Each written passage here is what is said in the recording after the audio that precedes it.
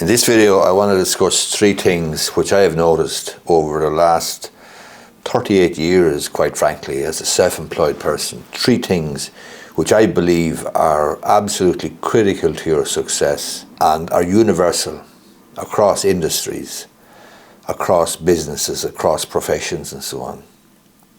So let me just give you a bit of background. I've been involved in various industries since I was 23.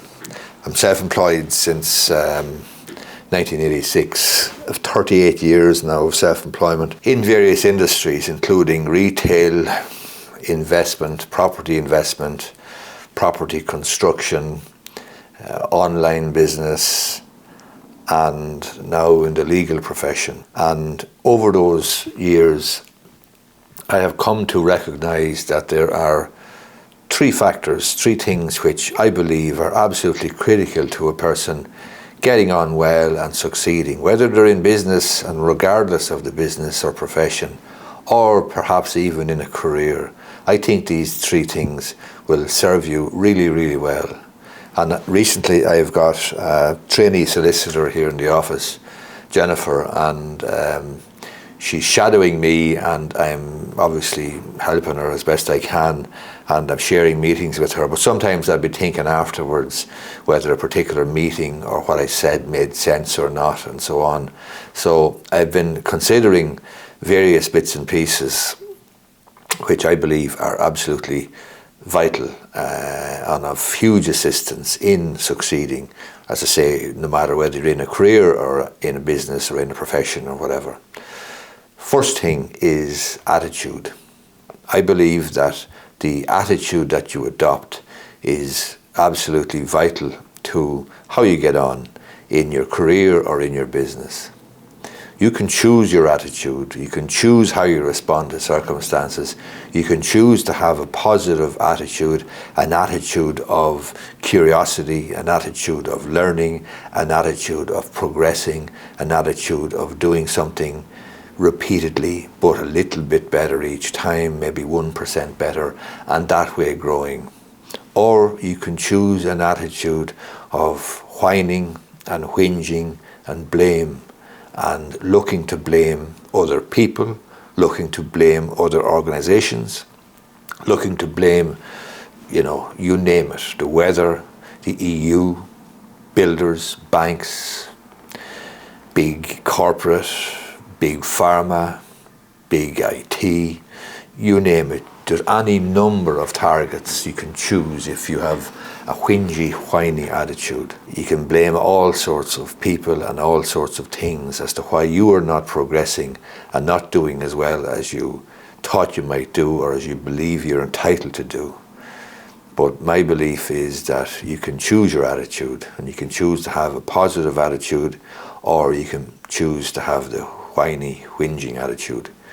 It makes no difference whether you're involved in retail, property speculation, property construction, property investment, in the legal game, as a barrister, as a solicitor, or whatever.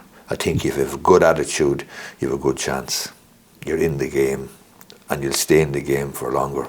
The second 2 points I want to make are to do with skills. Not your attitude, but skills that you can acquire.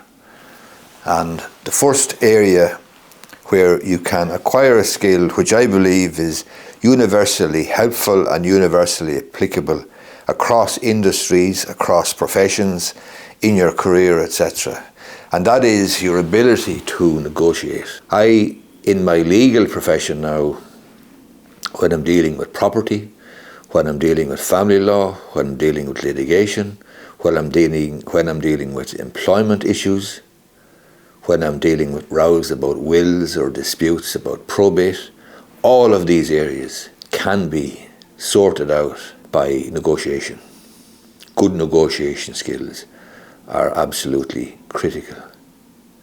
And not only in relation to law, but in my career as a retailer, looking at properties, looking at locations, looking at sites, dealing with suppliers, dealing with customers, dealing with trades persons or builders or contractors, dealing with other professionals, dealing with other shopkeepers, dealing with the general public. The negotiating skills there were also incredibly useful.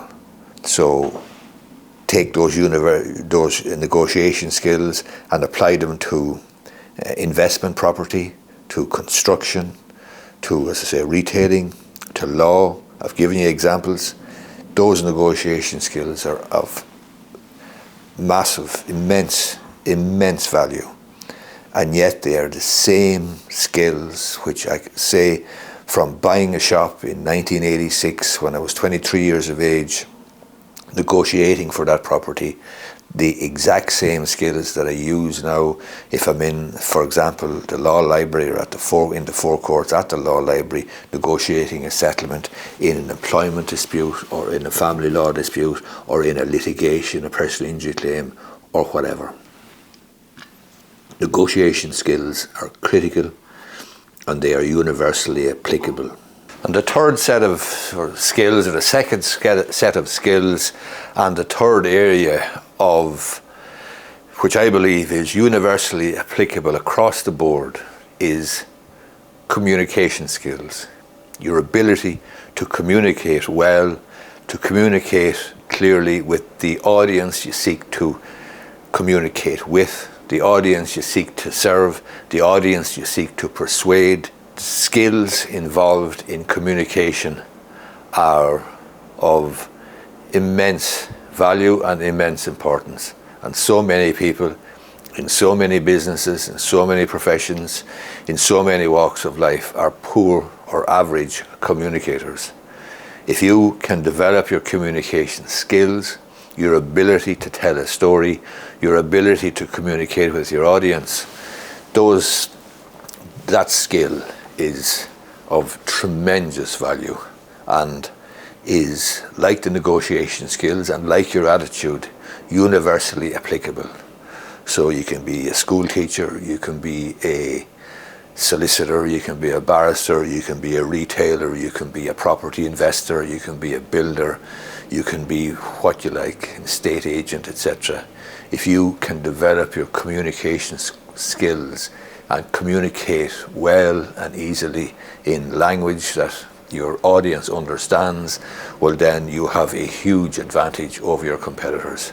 And remember, communication is not about what I have to say, it's about what you need to hear. I hope what you have heard today, these three things, these what I believe are three fundamental, universally applicable truths which are applicable across industries, are of value to you, are useful to you, and if you liked the video, I'd appreciate if you give it a thumbs up down below if you're watching on YouTube, and you may be interested in subscribing to my YouTube channel.